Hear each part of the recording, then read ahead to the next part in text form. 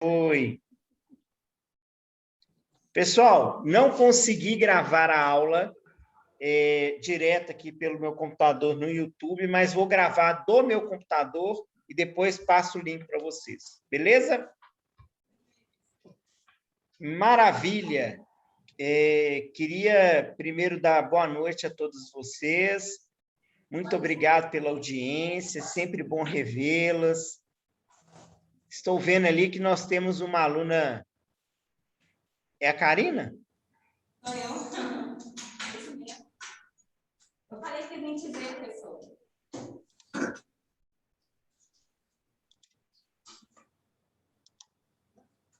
Não. E aí, Karina, tudo bem?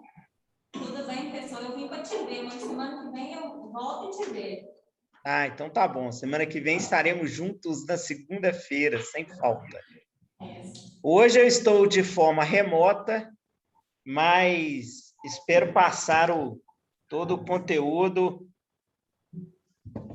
para que a gente possa dar andamento à nossa aula, beleza? Ontem, eu já vou compartilhar aqui a minha tela. Deixa eu só verificar aqui. Ó, estou compartilhando minha tela. Espera aí. Só um minuto. Maravilha! E ontem nós iniciamos a unidade 6, não foi, pessoal? Foi. Vocês estão vendo aí? Isso mesmo. Sim. Excelente. E na unidade 6, nós iniciamos com a organização do Poder Judiciário. E eu saí comentando, né, com vocês, e aí o link de ontem já está no grupo da nossa aula, que o Poder Judiciário ele é uno, ele é soberano, ele possui independência funcional, administrativa, financeiro. Os seus representantes precisam ter algumas garantias essas funcionais para poder realizar suas atividades quando da realização da função jurisdicional.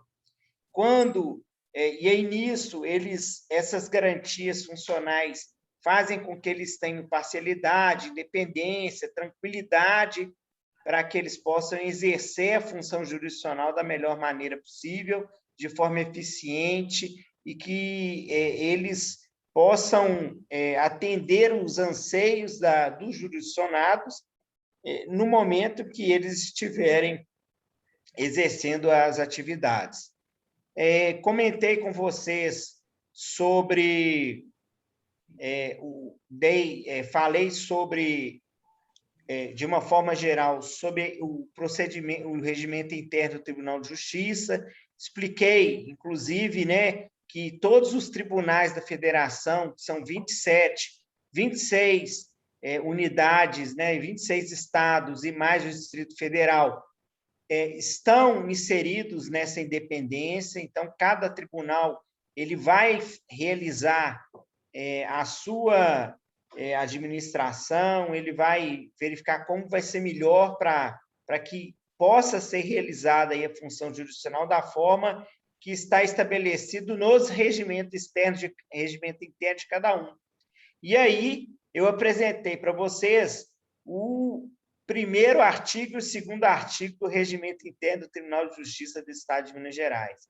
A partir do momento que isso foi feito, a gente teve a oportunidade de ler o artigo 1º e o artigo 2º, mostrei os detalhes, expliquei sobre a organização da carreira da magistratura, como que é realizado essa organização, falei sobre que o juiz é o órgão do Poder Judiciário, falei que o juiz é a pessoa física, então existe uma diferença entre juízo e juiz, falei que os tribunais são os órgãos colegiados que são integrados aí pelos desembargadores, comentei, inclusive, que no Tribunal de Justiça nós temos 146 desembargadores, mostrei como que isso, né, essa quantia de desembargadores é distribuída no Tribunal de Justiça de Minas Gerais, e falei da Justiça Federal, da Justiça do Trabalho, Justiça Eleitoral e da Justiça Militar, que são órgãos federais instituídos por lei federal, expliquei para vocês a diferença muito sutil em relação à competência da Justiça Federal e a Justiça Estadual. Contei a história da pizza para vocês, para demonstrar essa unicidade do Poder Judiciário. E mostrei, através da história da pizza, o que seria esse organismo, né, quanto ao critério de organismo judiciário comum e especial. No comum, nós temos a Justiça Estadual e Justiça Federal, e no especial, que são justiças especializadas, nós temos a trabalhista, eleitoral e militar. E aí, encerrei a aula, e hoje nós vamos começar apresentando aqui quais são os órgãos do Poder Judiciário que estão disciplinados na Constituição da República. Então, quando a gente vai lá no artigo 92 da Constituição da República de 88, nós temos aqui alguns órgãos que estão disciplinados ali. De todos que estão lá disciplinados no artigo 92, apenas um órgão que não exerce a função jurisdicional. Alguém sabe me dizer qual que é o órgão que não exerce a função jurisdicional de uma forma geral?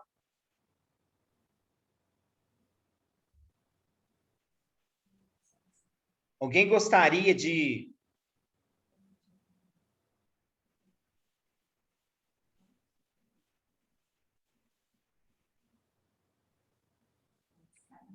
Alguém poderia chutar, pelo menos?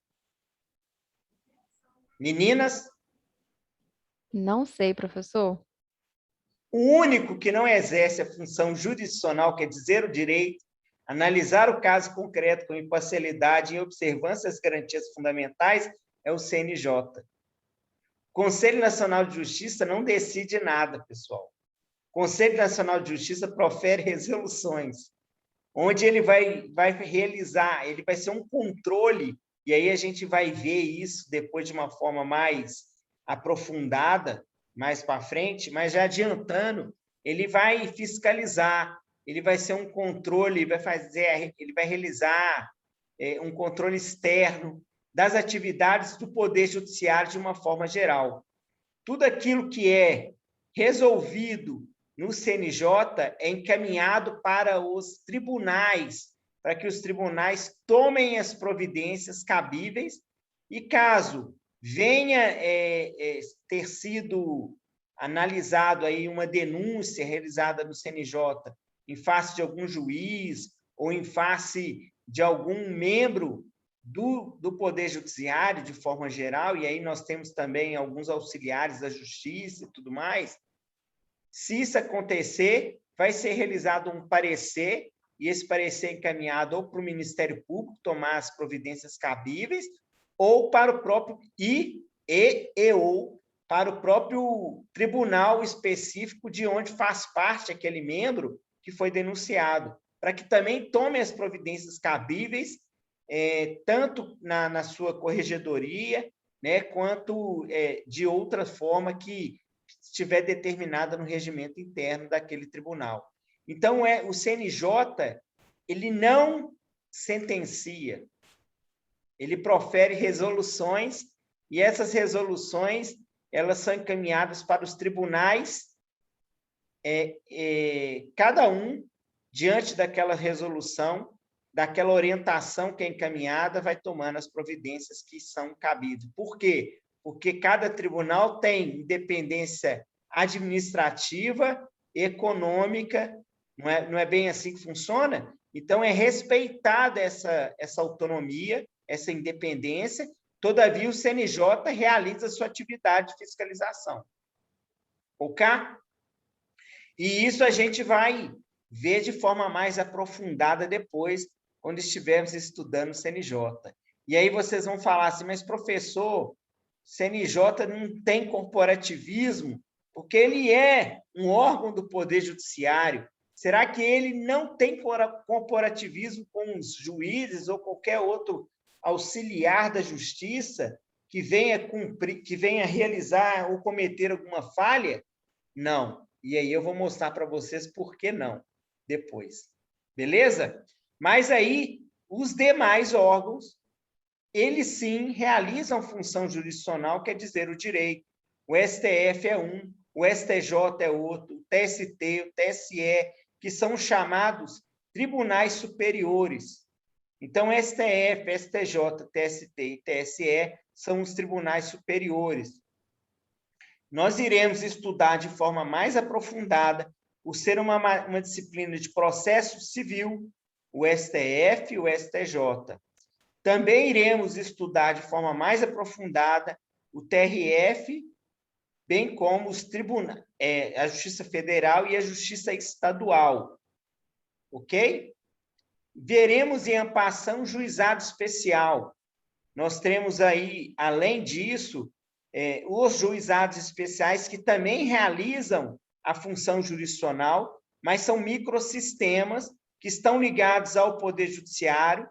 Esses microsistemas possuem lei própria, e aí nós temos o juizado especial estadual, Lei 9.099, de 95, nós temos o juizado especial federal, Lei 10.259, que define como que vai funcionar esse juizado, qual a competência do juizado especial federal, e nós temos o juizado especial da Fazenda Pública, que é a Lei 12.153, que também vem apresentar a competência desse juizado. São microsistemas que possuem regramento próprio. O juizado especial, aqueles que... e aí a gente vai ver depois em relação à competência, a competência é absoluta, e eu vou explicar isso depois para vocês, do juizado especial federal e do juizado especial da Fazenda Pública. Já o juizado especial estadual, a competência ela não é absoluta, é relativa, e eu vou explicar essa diferença para vocês, mas já estou aqui dando um spoiler e já adiantando a matéria, para que quando a gente estiver estudando, vocês possam já estar familiarizados.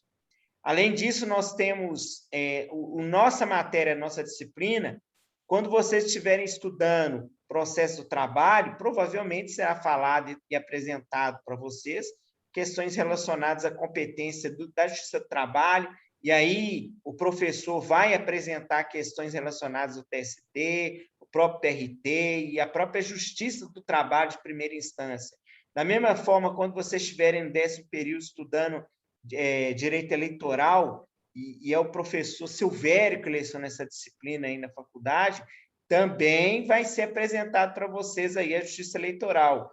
E quando vocês estiverem estudando direito penal, me parece mais para o final do curso, também deve ser falado alguma coisa sobre a Justiça Militar, que é uma justiça muito especializada, mas aqui o importante para vocês é saber a diferença. Primeiro, que ele faz parte, que ele é um órgão do Poder Judiciário, porque vocês estão no 3º período, TGP, Teoria Geral do Processo, e que vocês precisam também saber que possuem a diferença entre justiça comum e justiça especializada. A justiça comum é composta pela Justiça Federal e a Justiça Estadual.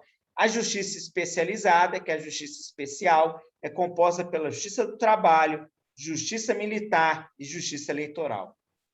Estes são os órgãos do Poder Judiciário que estão disciplinados no artigo 92 da Constituição da República. Alguma dúvida, pessoal? Ok? Beleza.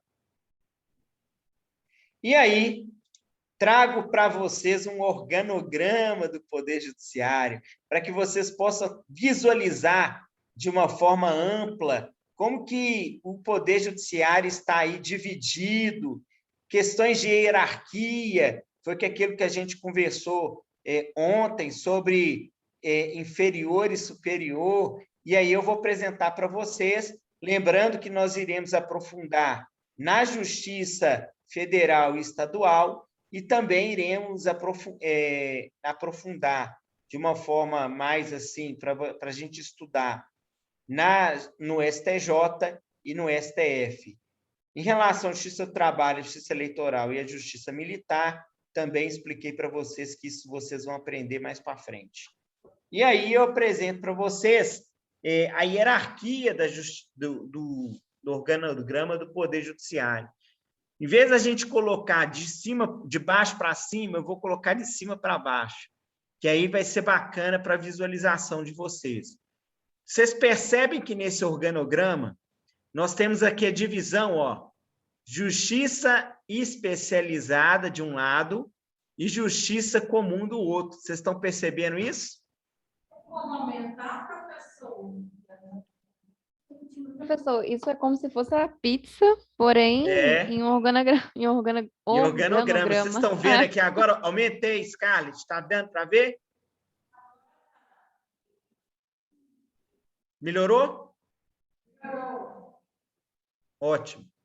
E aí, a ideia da pizza que eu contei para vocês ontem foi justamente para que, de forma lúdica, vocês nunca vão esquecer essa divisão, porque a gente sempre lembra um pouquinho da pizza, né? A pizza, ela acaba sendo uma referência para a gente quando a gente compra um sabor especial e um sabor que já é comunzão. E aí, da mesma forma, no organograma do Poder Judiciário, nós temos a primeira instância. Olha que legal, pessoal. A primeira instância, ela é composta pelos juízes de direito que atuam nos fóruns e varas que são especializadas, e a gente vai ver isso quando estiver estudando as competências. Além disso, nós temos aqui, na Justiça Comum Estadual, essa atuação dos juízes de primeira instância.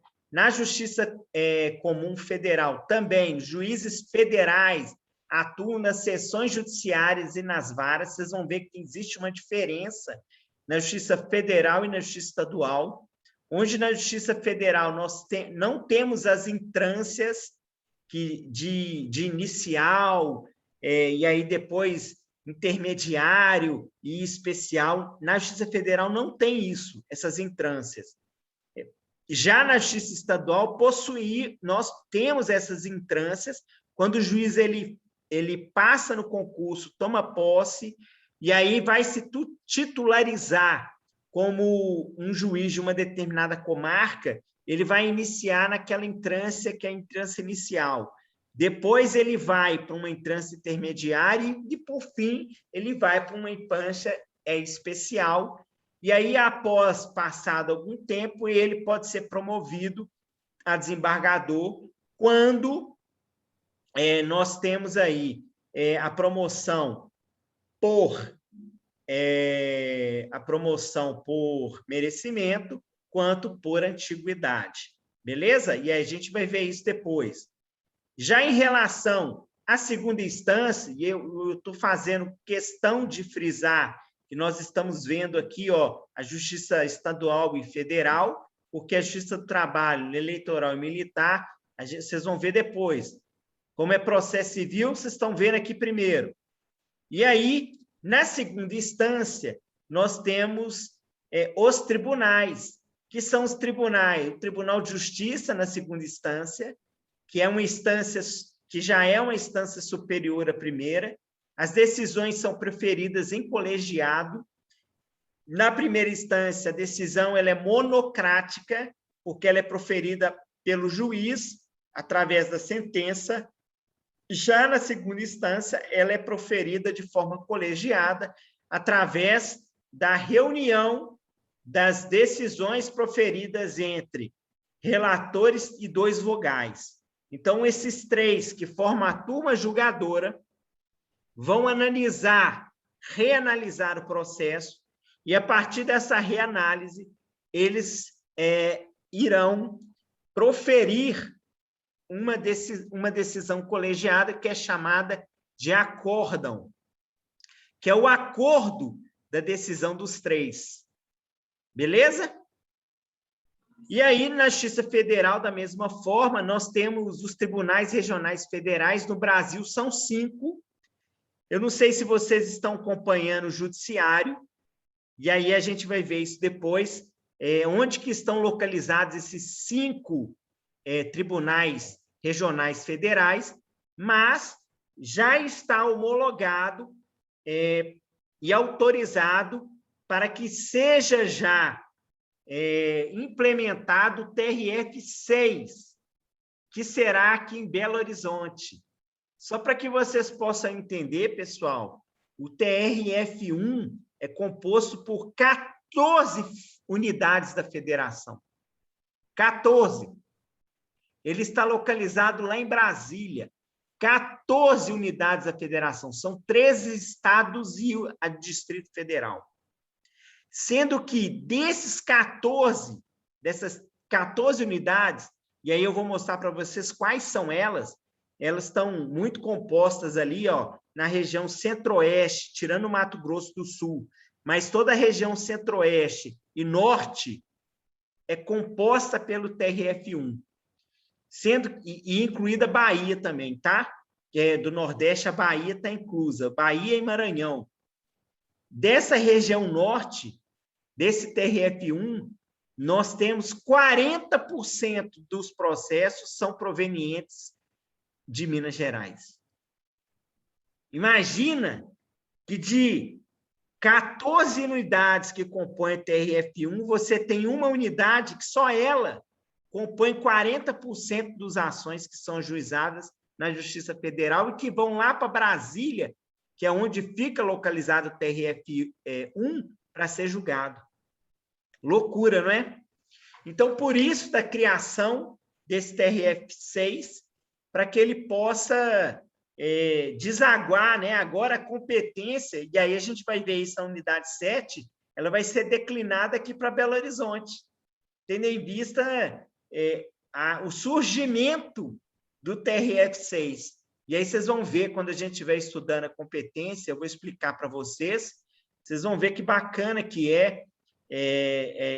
como que é dividido essa competência entre os tribunais, bem como a competência para você ajuizar uma ação. Onde é o juízo competente para você ajuizar uma determinada ação? E, em seguida, nós temos aqui o Superior Tribunal de Justiça, que possui a competência para, e aí a gente vai ver isso de forma mais aprofundada, analisar os recursos especiais, recursos ordinários. Vocês vão aprender isso com a professora Maria Luísa no 5º período. E, além disso, existe também no Superior Tribunal de Justiça a competência originária lá de algumas ações que estão estabelecidas no artigo 105 da Constituição da República. Depois a gente vai fazer a leitura dele para que vocês possam entender quando estivermos estudando o STJ de uma forma mais aprofundada. Lá faz parte dos tribunais superiores, o STJ, mas o órgão máximo do Poder Judiciário nós temos aqui, e eu coloco, inclusive, que realiza a função jurisdicional, é o STF. STF esse que hoje também possui competência originária determinada pelo artigo 102 da Constituição da República, e, além disso, ele também possui competência para julgar os recursos extraordinários, os HCs, que são os habeas corpus. O STJ também tem competência para julgar habeas corpus, mas o STF também tem competência para julgar habeas corpus. Recurso extraordinário são recursos que analisam questões relacionadas à Constituição da República de 88, mas eu vou explicar isso depois para vocês. Tanto que ele é chamado de guardião da Constituição da República, o STF, porque ele analisa uma melhor interpretação da norma constitucional e a sua aplicação em face das questões, né, do caso concreto, de forma abstrata, através das ADINs, que também são ajuizadas lá, bem como através dos recursos que analisa questões de caso concreto. Perceberam aqui? E aí nós temos, pessoal, na justiça, e aí eu vou trazer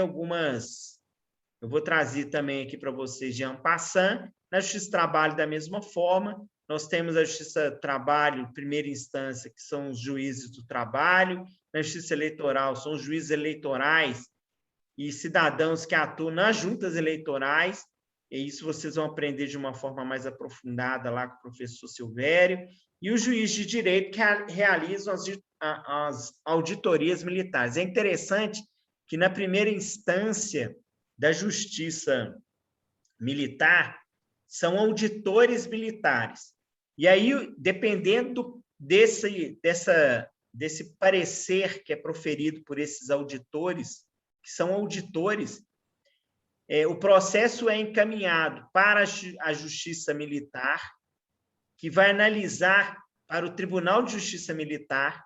Aqui em Belo Horizonte nós temos um, que vai analisar através de um colegiado. Então, é diferente.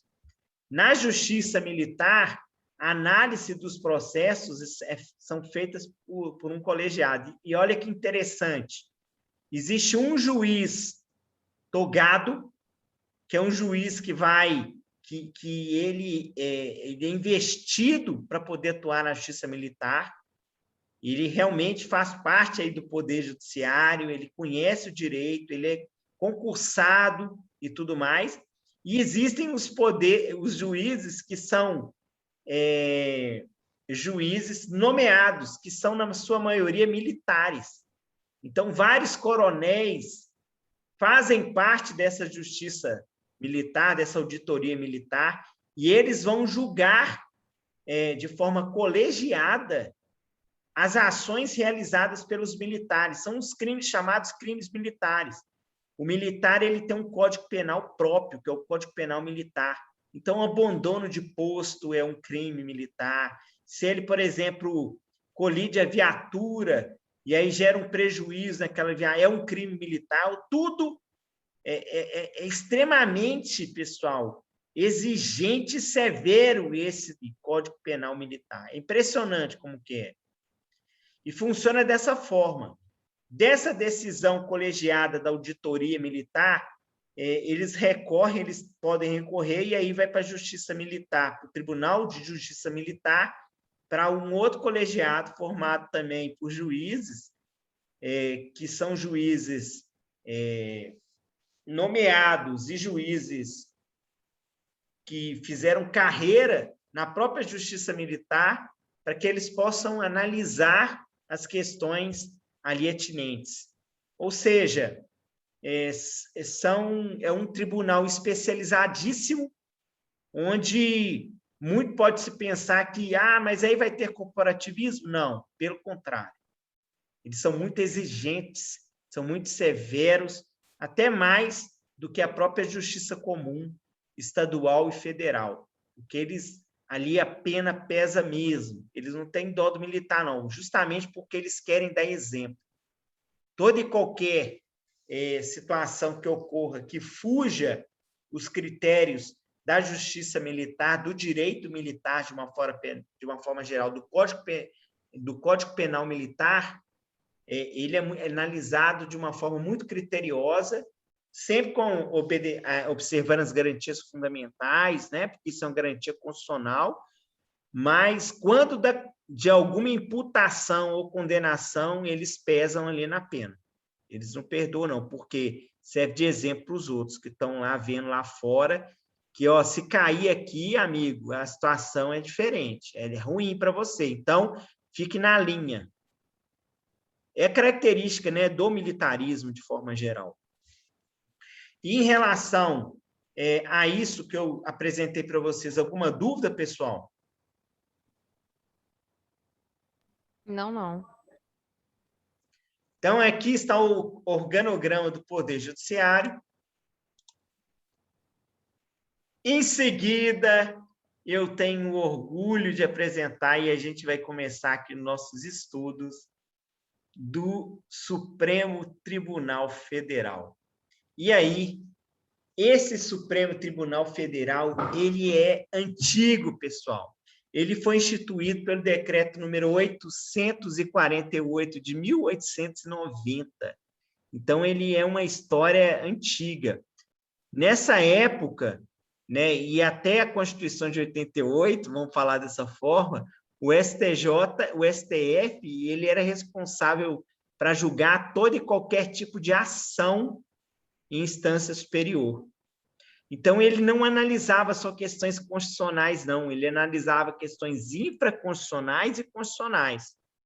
Ele é o órgão de cúpula do Poder Judiciário, porque o representante máximo do Poder Judiciário é o presidente do STF. Então, hoje, Luiz Fux, como presidente do STF, é o representante do Poder Judiciário.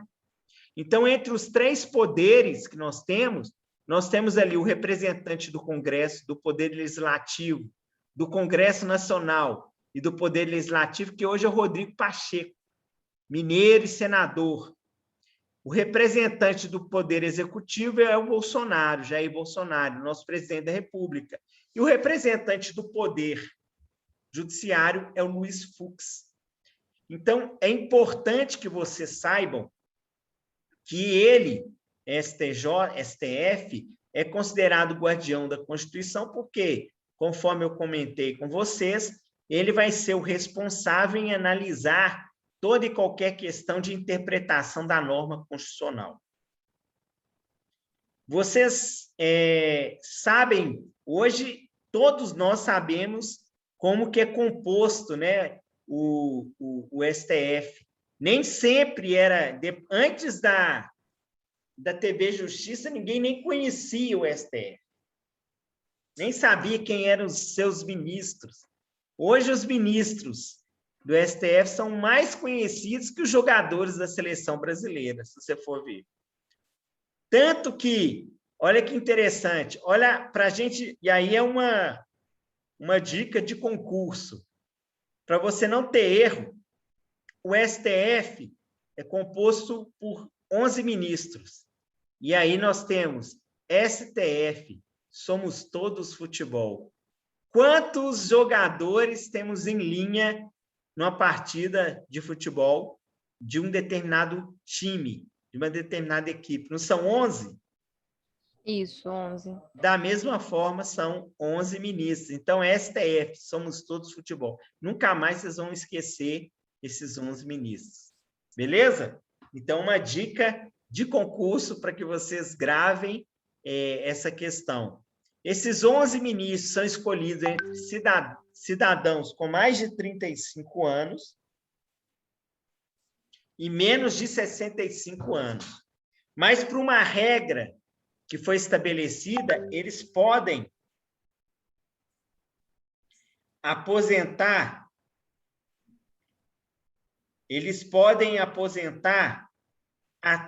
até 75 anos. Uma PEC autorizou isso, que essa aposentadoria. E aí, estendeu para todos os membros do Poder Judiciário. Então, eles necessariamente e obrigatoriamente precisam ter, né, 35 anos e 65 anos para serem nomeados. E aí, eles precisam, e aí um outro requisito, precisam ter notável saber jurídico, reputação ilibada. E necessariamente, indispensável, que seja brasileiro nato para ser ministro do STF. Sabe por que isso, pessoal? Professor, por que dessa exigência de ser brasileiro nato? E eu vou falar agora. Você leu minha mente. Eu vou falar... Mas não é só este cargo, não. Acho que tem mais cargos também que exigem ser brasileiro nato. E aí eu vou explicar por quê. Porque na linha da sucessão, para você ser presidente da República, você precisa ser brasileiro nato, não precisa? Porque imagina um naturalizado... Só um minutinho.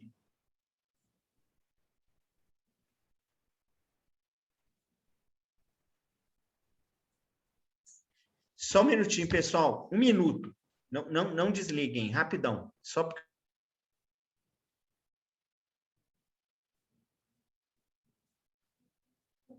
Vocês que, quando eles são brasileiros natos. Imagina um naturalizado que queira ser presidente da República. E aí a pessoa é um inimigo do Brasil e ia falar, vou ser presidente da República para poder destruir o Brasil. Por quê? Porque tem interesse econômico de um outro país. Imagina, e aí, para evitar essa questão, para evitar qualquer tipo de... Obrigatoriamente precisa ser brasileiro nato. Por quê? Porque o brasileiro nato, ele ama a sua terra, ele vai defender com unhas e dentes os interesses dos brasileiros. É o que se subentende quando se define esse regramento. E, em relação ao brasileiro nato, no caso do presidente do STF, da necessidade, inclusive, do ministro do STF ser brasileiro nato, porque na linha de sucessão ele pode ocupar a presidência da República. Então, se o presidente da República viajar, levar com ele, junto com ele, o vice-presidente da República, levar com ele o Rodrigo Pacheco, sobra para quem para ocupar a presidência da República? Adivinha? O presidente do STF. Isso acontece, inclusive, em qualquer, vamos colocar assim, no Poder Executivo de uma forma geral. No Estado de Minas Gerais, o presidente do Tribunal de Justiça de Minas Gerais ele pode assumir o governo do Estado de Minas Gerais. Também seguindo essa linha. Então, dentro desse regramento, por isso da necessidade que seja brasileiro nato para ser ministro do STF. Entendeu agora, Paulinha? Sim, compreendo, mas ainda acho que não faz tanto sentido essa oh, meu Deus do céu. Exigência. Exigência. Mas aí Porque, é por um exemplo, regramento. vamos supor o prefeito de Betim, ele não é brasileiro nato, o Medioli. Se eu não me engano, acho que ele é italiano. Uhum, E você vê que ele luta em prol de Betim. Ele quer fazer uhum. sempre o melhor para a saúde, educação. E então, o porquê de ser brasileiro nato? Ainda fico nessa dúvida, porque Mas que o vai dar. porquê. Eu acho que deveria ter esse teste de intuição da pessoa antes de decidir. A questão é mais filosófica, viu, Paula? E aí, por essa É questão bem de. filosófica. É filosófica, por essa questão de interpretação, hermenêutica, da própria lei, mas é um critério objetivo. E se é um critério objetivo, ele tem que ser atendido. E como que o ministro do STJ, do STF, é nomeado ministro? E é uma nomeação. Ele é nomeado pelo presidente da República, o chefe do Poder Executivo. E aí, quando ele é nomeado, ele passa, após a sua nomeação, por uma sabatina essa realizada pela CCJ, que é a Comissão de Constituição e Justiça, que é no Congresso Nacional, onde lá senadores vão fazer inúmeras perguntas para ele, e aí é uma comissão mista, né? Me parece que tanto composta por senadores como deputados, onde inúmeras perguntas são realizadas. Se for aprovado, em sua maioria, ele vai tomar posse. Então, vários dos ministros que são nomeados, vários dos ministros, naturalmente, quando são nomeados, eles têm que passar por essa sabatina. E aí vem uma outra pergunta. Já existiu na história do Brasil algum ministro do STF, porque está exigindo ter conhecimento notável, né? Saber jurídico notável. Já ocorreu alguma vez que algum ministro do STF não fosse formado em direito? Alguém sabe dizer para mim?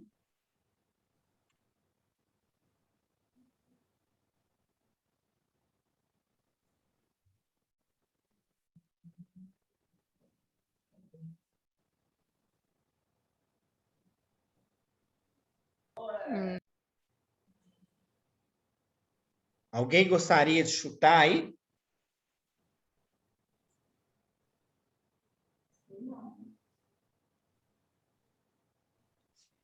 E aí eu vou contar para vocês uma historinha. Historinha para que você... Gente, desculpa, viu? Mas a minha câmera deu bizil aqui. Eu tive que habilitá-la. E aí eu vou contar para vocês uma historinha. Historinha essa que é super interessante.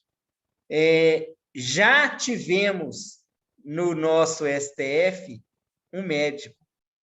Já tivemos no nosso STF, além de um médico, um general.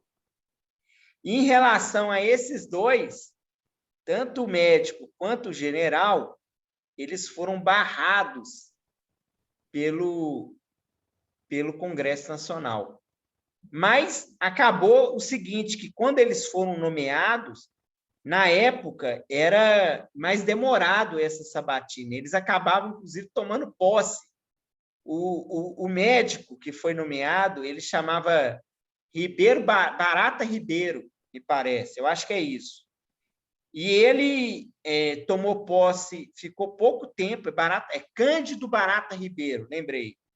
Ele foi reprovado quando atuava, ele já estava atuando como ministro do STF, só que, por uma questão da época, era obrigatório que também fosse levado o nome dele.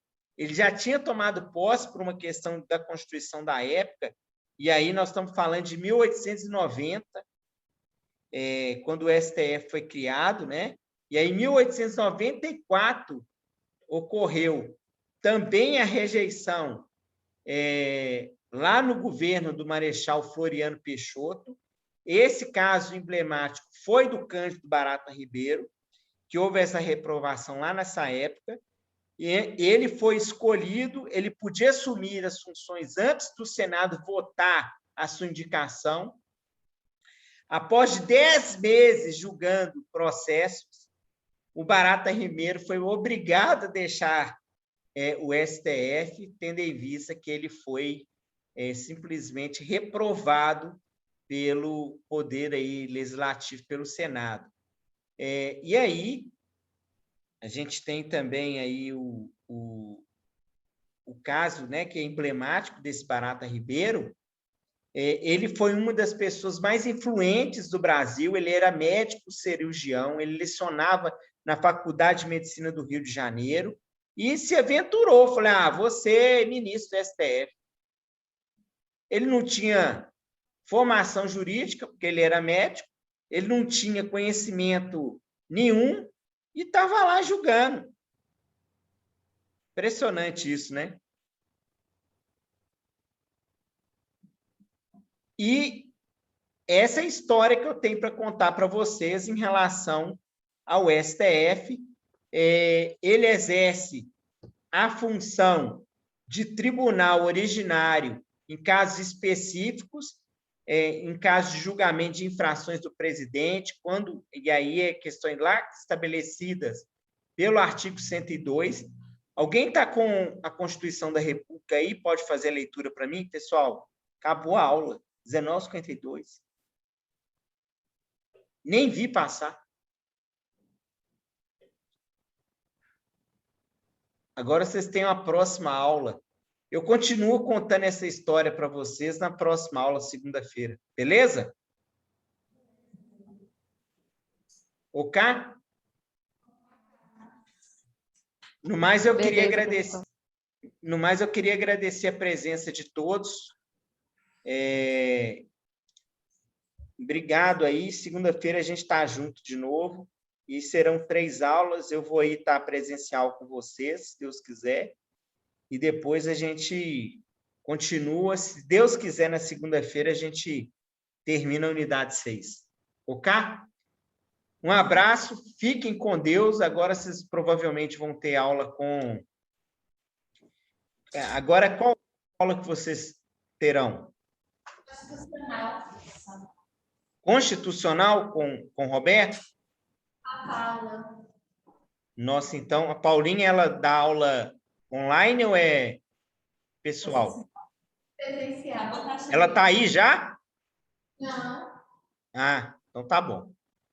Então, ó, um abraço para vocês, fiquem em paz aí, fiquem com Deus, tá? Tudo de bom. Você. Um abraço.